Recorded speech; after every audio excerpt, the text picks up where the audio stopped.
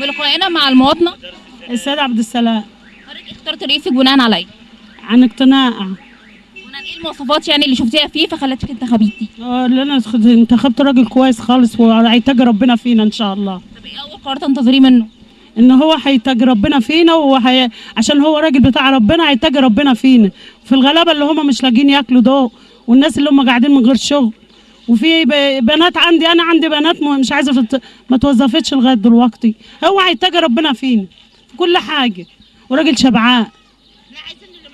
بسم الله الرحمن الرحيم. احنا مصريين وبنحب بعض وعايزين بلدنا تبقى حلوه وتبقى كويسه على امان، بس عايزين واحد يتقي ربنا ويخاف على مصر وحريم مصر. ما فيش الناس الحراميه اللي بنخاف نطلع من المغرب من بيوتنا. احنا عايزين واحد يحمينا ويحمي ربنا. بلقائنا مع المواطن محمد شوقي. ايه المطالب اللي انت شايفها المفروض تبقى متوفره في الرئيس في المرحله القادمه؟ والله احنا بنأمل من ربنا ان البلد ينصلح حالها، الحريه والعداله الاجتماعيه وحريه الراي والشهداء ودم الشهداء اللي راحوا من البلد ديت. الناس دي غلابه، والناس دي بتتمنى من ربنا عز وجل انها تعيش عيشه بسيطه خالص خالص خالص، تحس بامان، تحس باستقرار، تحس بنعيم، يحسوا بالخير اللي البلد اللي انسرق قبل كده، ويحسوا بخير البلد اللي طلع بره، عشان يحصل البلد استقرار ويجي دم الشهداء وحقوق الشهداء والناس الغلابه العشوائيات الغلابه اللي عايشين، شباب العاطل اللي لحد النهارده مقدرات الشعب راحت، مقدرات الشعب انتهت، كلها اتاخدت لناس مش اهل بيها. احنا بنسال من ربنا عز وجل الصلاح في الفتره الجايه على ايد واحد يعرف ربنا عز وجل ويتقي الله عز وجل فيه، بس ده طلبنا، مش طالبين اكتر من كده والله. متوقع ان مصر يكون شكلها ايه في المرحله القادمه؟ متوقع ايه؟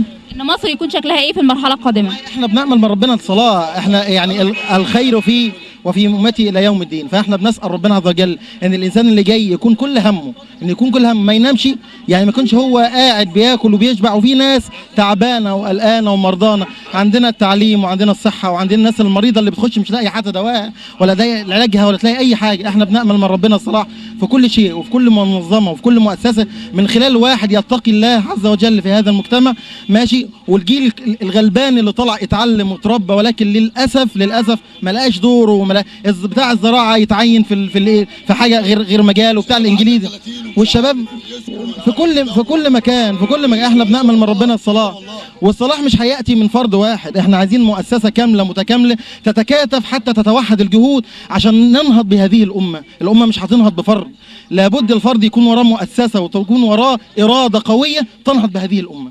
حضرتك شايف ايه في اي مشاكل واجهتك النهارده؟ والله النهارده الموضوع كله بسيط وسليم، بس كان في مشكله مع الجيش وحزب الحريه والعداله، ان هم كسروا لهم المقر بتاعهم وكده عشان ما يطلعوش الرقم الانتخابي وكده. انا بس المهم في الانتخابات ان اي حد يجي، بس المهم ان هو يتبنى مشروع النهضه، والمشروع ده كويس جدا يعني لازم يتبناه، ولازم ان احنا نقف كلنا ايد واحده ايا كان الرئيس بقى. احنا لازم نبقى كلنا ايد واحده ونتكاتف ان نوصل مصر، ان الشباب ده كله، انا شاب من الشباب قاعد بقالي سنتين مش لاقي شغل، وكنت شغال شغلتي باظت خالص. اي شغله بتنجح في مصر بتتدمر خالص. شاب وكل الناس واقفه، كل الناس الدنيا واقفه خالص في مصر، وبعد الثوره كمان الدنيا وقفت اكتر. فاحنا عايزين حد بس يخرجنا من اللي احنا فيه ده، يخرجنا من الازمات اللي احنا بنقع فيها. لازم نقف كلنا ايد واحده. متوقع ان مصر يكون شكلها ايه في المرحله القادمه؟ والله هو بصي يعني حته الامن والامان دي غايبه شويه، بس احنا لازم نستحمل بقى، لازم الناس كلها تخاف على بعضها ونحمي بعض لحد ما ربنا يوفقنا. ايوه الرئيس اللي جاي مش هيقدر يعمل كل حاجه في 4 سنين، يعني لازم هياخد وقت وياخد فرصه، فاحنا لازم نديله فرصه ونصبر عليه، مش بعد اسبوع ولا شهر ولا حاجه نوقف له بقى ونعمل مظاهرات والدنيا تبوظ تاني. لا، لازم نصبر ونستحمل وان شاء الله ربنا يوفقنا. تعرف على حضرتك؟ محمد عوده، مدير بنك فيصل. حضرتك اخترت رئيسك ولا لسه؟ اخترت. بناء على ايه؟ واخترت على رئيس يحمل مشروع وله رؤية واضحة لما سيتم عمله لمصر في الفترة القادمة، وليس يعني أمر يعني غير محدد أو غير واضح، فهو يعلم ماذا سيفعل لمصر من خلال مشروع واضح. ده الأساس الاختيار. يعني ايه أول قرار بتنتظره من الرئيس القادم؟ والله أول قرار إن هو يحفظ الأمن، ثم ينظر إلى الفساد ويقضي على جذوره المتواجدة والمتغلغلة في مصر. فلو أوقف الفساد فستأتي على مصر أوقات يعني طيبة، وسيستطيع أن يحسن ويصلح هذا البلد في خلال فترة محدودة إن شاء الله. يعني في اخطاء بتتمنى ان هو يصلحها، شايف اخطاء اللي يتمنى ان هو يصلحها؟ طبعا، لأن ما زال النظام القديم هو النظام اللي بيحكم، فلا بد أن ينظر إلى هذا النظام.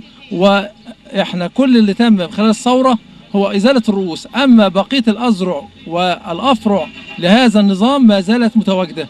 فمصر محتاجة أنها تتحرر من هذا الفساد، تتحرر من النظام البائد بكل مقوماته حتى يستطيع أن يصلح هذا البلد. فمصر مش الدولة الضعيفة التي نحن عليها الآن، مصر دولة قوية جدا جدا، لديها إمكانيات ضخمة جدا، وتستطيع في خلال يعني سنوات معدودة أن تصبح من الدول المتقدمة والدول العظمى في هذه المنطقة، وهذه هي طبيعة مصر إن شاء الله. برأي حضرتك فكرة نزول الشباب متطوعا مع بعض المرشحين، والله ده شيء إيجابي وطيب إن يصبح الشباب يشعر بمسؤوليته ويتحرك مع المرشحين. يبقى دي انتقلت الإيجابية للشعب المصري اللي عاش سنين طويلة في سلبية ولا يشارك في أي عمل سياسي، فده شيء طيب يعني يعتبر كويس بالنسبة لمصر. شكرا يا فندم. محمد يوسف. ايه المطالب اللي بتنتظرها في المرحلة القادمة من الرئيس القادم؟ والله المطلوب من الرئيس القادم أشياء كتيرة جدا.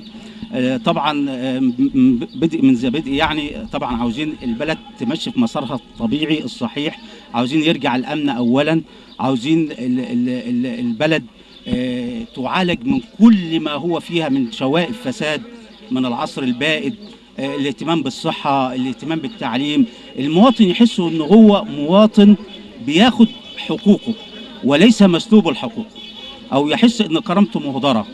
فإحنا ننتظر من الرئيس القادم أن يضع في تصوره المواطن أولا، المواطن أولا، يهتم بالسياسة الداخلية والسياسة الخارجية أيضا، ولكن إحنا عشان مصر تقوم المقام الصحيح لابد أن المواطن يهتم به اهتماما جيدا، ويضع في أنه مواطن له مسؤولياته، ويجب أن المواطن يحظى برعاية من الدولة ويحس أنه مواطن، وحتى يعود يكون له ولاء وانتماء لهذا البلد، بعد أن المواطنين في العصر السابق كان ليس لهم أي انتماء لهذا البلد.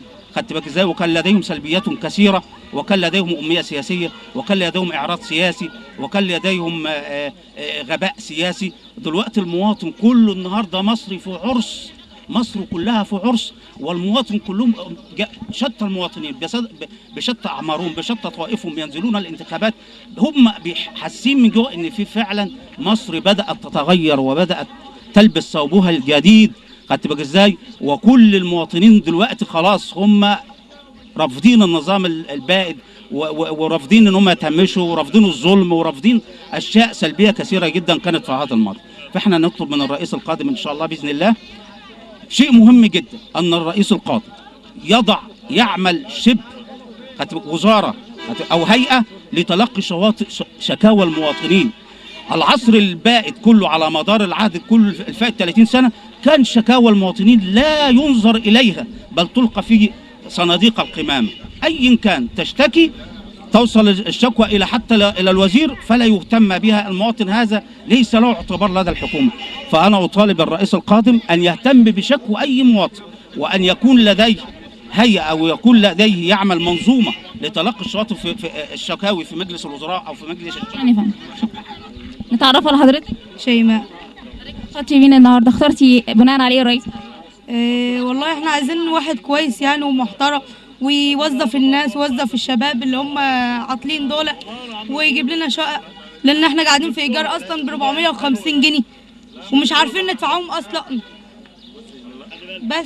بس اللي انا عايزه نقوله بس. طب تتمني ايه اللي يتحقق لك في المرحله القادمه؟ يعني انا نتمنى كل خير يعني طبعا لمصر وكده.